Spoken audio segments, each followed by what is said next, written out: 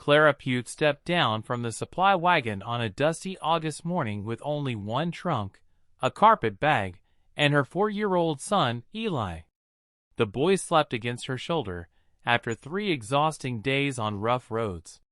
Around the Marsh ranch, nearly 40 men watched her silently. They had expected a different kind of cook, and her plain mud-colored dress and young child immediately gave them reasons to doubt her. Holt, the foreman, told her that Denton Marsh, the ranch owner, was away until supper. Clara simply nodded and asked where the cookhouse was. She did not waste time explaining herself. Instead, she studied the kitchen, noticing the neglected pots, uneven firewood, and poorly organized pantry. She understood immediately that feeding a large crew would require planning rather than panic. Unknown to her, several ranch hands had already started a bet that she would not survive her first supper.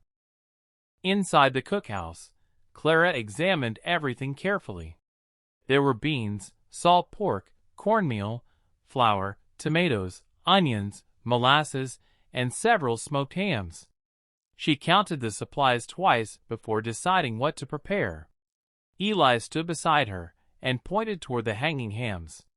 Clara smiled and told him they were big enough. She built the fire, tested the stove, and began cooking. Beans went into the largest pot first, followed by salt pork and onions. She prepared cornbread in a small batch to understand the unfamiliar oven, then sliced ham thin enough to stretch across dozens of plates. Eli helped by carrying water and gathering small pieces of wood. Outside, the ranch hands watched the chimney and waited for her failure. By evening, 41 hungry men entered the cookhouse expecting an ordinary meal. Instead, they found neatly arranged tables and the rich smell of slow-cooked beans, fresh cornbread, glazed ham, stewed tomatoes, and strong coffee. Nobody laughed anymore. Clara calmly told them to sit and eat. The food was plentiful, and every man received enough. Briggs, who had started the bet, remained unusually silent as his plate emptied. Clara had not argued with anyone or demanded respect. She had simply done her work so well that respect came naturally. By the time supper ended, the ranch hands had completely changed their opinion of Clara. Briggs, who had confidently predicted she would fail, could barely meet anyone's eyes.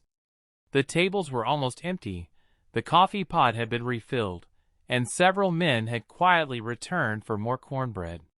Clara moved through the kitchen washing dishes and cleaning the stove as though nothing unusual had happened. Holt watched her from the doorway, realizing that he had judged her too quickly. She had not complained about the poorly prepared kitchen, the lack of instructions, or the 41 hungry men. She had simply adapted and delivered exactly what the ranch needed. Later that evening, Denton Marsh finally returned from the north pasture. He entered the cookhouse expecting to find the usual mess left after supper, but instead discovered everything clean and organized. Clara sat at the table with Eli, who had fallen asleep with his head resting on his arms. Marsh poured himself coffee and sat across from her. He asked about her experience, and Clara calmly explained that she had cooked for large crews before. Marsh listened carefully, then admitted that the ranch would soon have even more men during the cattle drive. Clara replied that numbers did not frighten her. She only needed proper supplies and enough time to plan. Marsh studied her for a moment before offering her something more important than a temporary job: his trust. Clara had arrived as an outsider carrying the weight of a difficult past, but that night she had earned a place at Marsh Ranch through determination rather than promises. The next morning, the ranch hands greeted her differently. Briggs even apologized in his own awkward way. Eli wandered safely around the yard while the cowboys began treating him like one of their own. Clara understood that her 6-week assignment might become something much bigger. For the first time in years, she felt that she and her son had found a place where they could begin again.